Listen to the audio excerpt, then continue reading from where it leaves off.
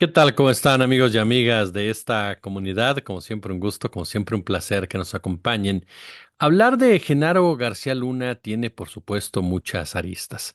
Partimos de la nota que comentábamos ya en parte en la mañana, esta decisión del juez Brian Cogan, que fue el mismo que juzgó y sentenció a Joaquín El Chapo Guzmán y que se verá las caras con el Mayo Zambada, pues de negar completamente la posibilidad de un nuevo juicio para el que fuera secretario de Seguridad de nuestro país durante el sexenio de Felipe Calderón Hinojosa. César de Castro, abogado de García Luna, había presentado diversos argumentos que, desde su punto de vista, pues eran suficientes para que hubiera un nuevo proceso, algo que fue negado por el juez Kogan, que dijo que no, que ninguna de estas pruebas exculpatorias o presuntamente exculpatorias, pues alcanzaban a cumplir ese cometido. ¿Qué viene para el señor Genaro García Luna? Bueno, obviamente enfrentar una sentencia que si nos basamos en la experiencia previa de Kogan, pues podría ser de muchos años en prisión, aunque claro, no es lo mismo García Luna que el Chapo Guzmán. Uno pensaría que el castigo a García Luna tendría que ser más severo que el que se le dio al narcotraficante sinaloense, porque a final de cuentas el Chapo recibía órdenes de autoridades empresariales, políticas y militares, tanto en nuestro país como del país del país de los Estados Unidos. Sin embargo, la política es la política y a final de cuentas Genaro García Luna es un hombre que trabajó, que fue condecorado por las agencias norteamericanas, por la Secretaría de Estado, a quien Hillary Clinton incluso llamaba amigo. Y tal vez todo eso pese en un momento dado para que Kogan sea un poco más indulgente en la sentencia. Pero también le queda otro camino a García Luna. García Luna es un hombre que tiene muchísima información, tanto de este lado como de aquel lado, tanto de dinero como de operativos, tanto de relaciones como de enfrentamientos.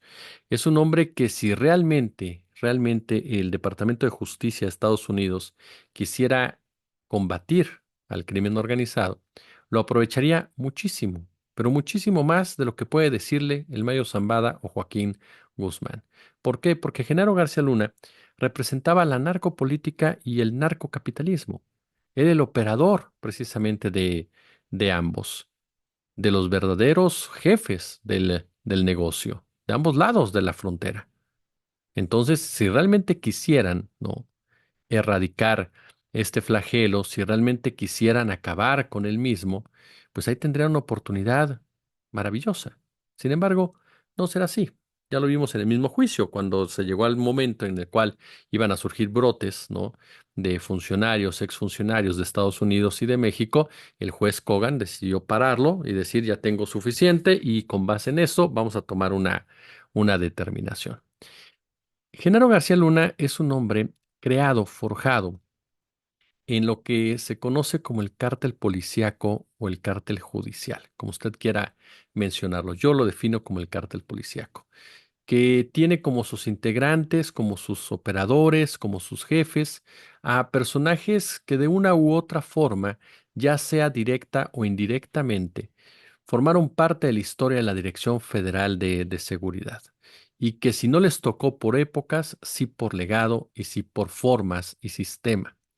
Genaro García Luna es parte de este grupúsculo policíaco en donde encuentras a personajes como Hertz Manero, a personajes como Tello Peón y a muchos otros que han pasado por ahí, el propio González Calderoni, el caso concreto también de Marcelino García Barragán, del general Galván, de Rafael Macedo de la Concha, de este Quirós Hermosillo, de Arturo Chaparro, de Acosta Chaparro, Arturo Acosta Chaparro, de este, por supuesto, también de este Arévalo Gardoqui, de Clemente Vega, de Cienfuegos, ¿no?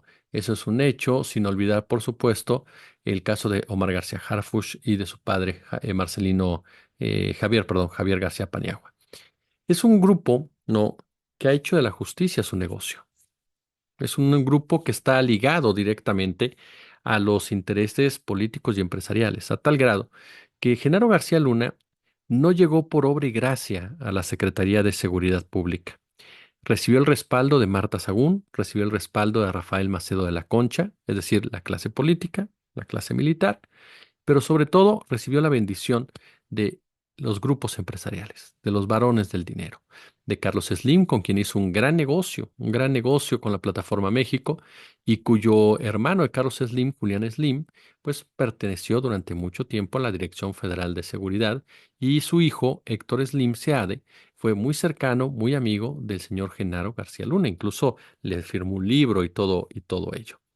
Estaba el caso de Ricardo Salinas Pliego, el caso de Germán Larrea, a quien Genaro García Luna apoyó en todo momento con sus mineras, reprimiendo precisamente a los trabajadores y a los activistas. Después Salinas Pliego hizo convenios de seguridad con la empresa de Genaro García Luna. El caso, por supuesto, de Harfelú, ¿no? Que fue secuestrado y que García Luna fue parte medular para lograr su liberación. El secuestro que, por cierto, García Luna convirtió en una industria bollante en nuestro país.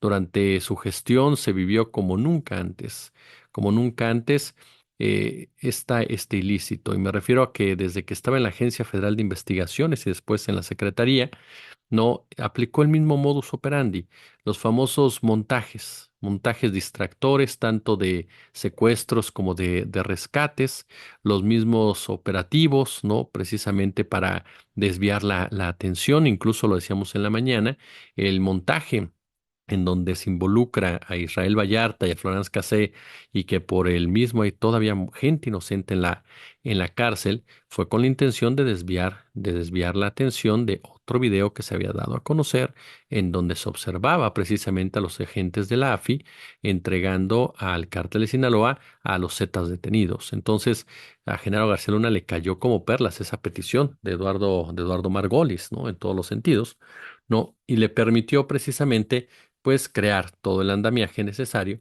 para poder desviar la atención. García Luna tenía una muy buena relación con Televisa, eso ha quedado más que claro. En muchas ocasiones se le abrieron los espacios para que pudiera promocionar su trabajo, legitimar su trabajo, para incluso, ¿no? Defender su trabajo, ¿no? Y esto se debía a que la Secretaría de Seguridad Pública durante su tiempo destinó también mucho dinero en diferentes apartados a Televisa, ¿no? Y uno de ellos incluso tuvo que ver con la producción de esta serie de televisión El Equipo, que buscaba lavarle la cara precisamente a la gente de Genaro García Luna.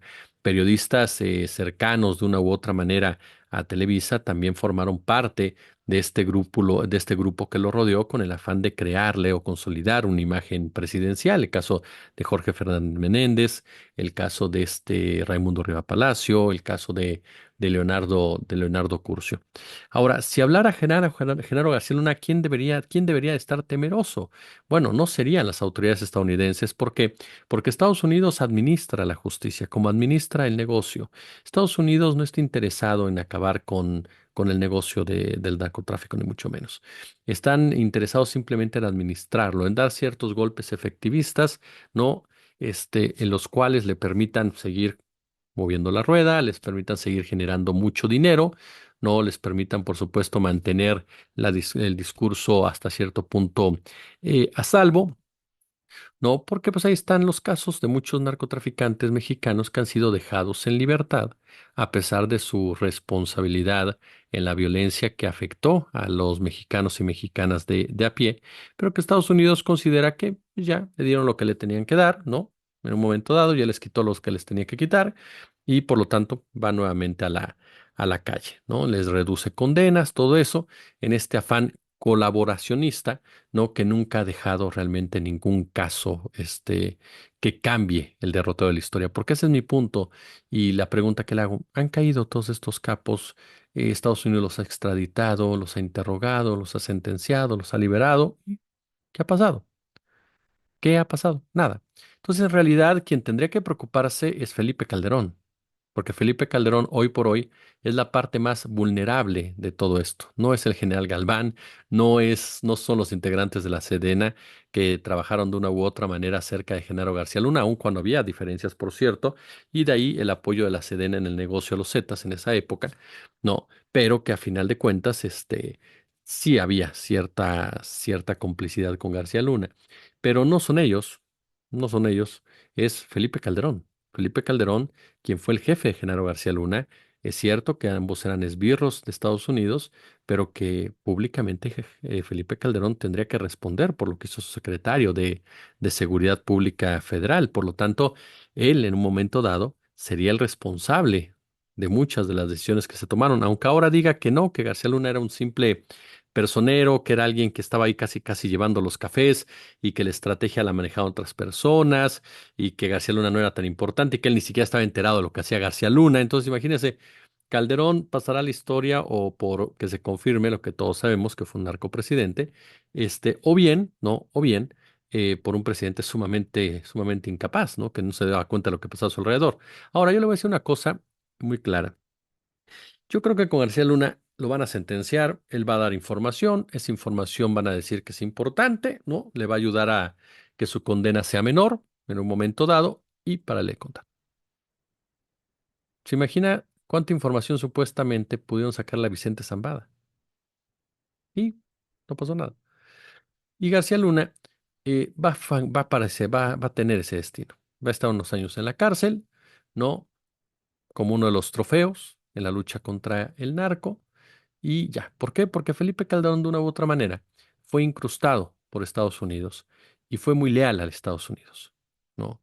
Y ciertos intereses norteamericanos que siguen en el poder no van a permitir que Calderón se siente en el banquillo de los acusados. No lo necesitan como tal, todavía. Entonces, yo creo que ese será el destino de un secretario que, al igual que en su momento, González Calderoni, al igual que en su momento, Arturo Durazo, formaron parte de esta historia, de esta novela negra del narcotráfico, en donde siempre se requiere un superpolicía que termina muerto o en la cárcel. Como siempre, un gusto, como siempre, un placer. Pónganle pulgar arriba, por supuesto, al video. Compártanlo muchas veces. Pónganle el pulgar sin falta. Suscríbanse a nuestro canal, a su canal. Denle a las notificaciones, por favor, a las notificaciones de YouTube.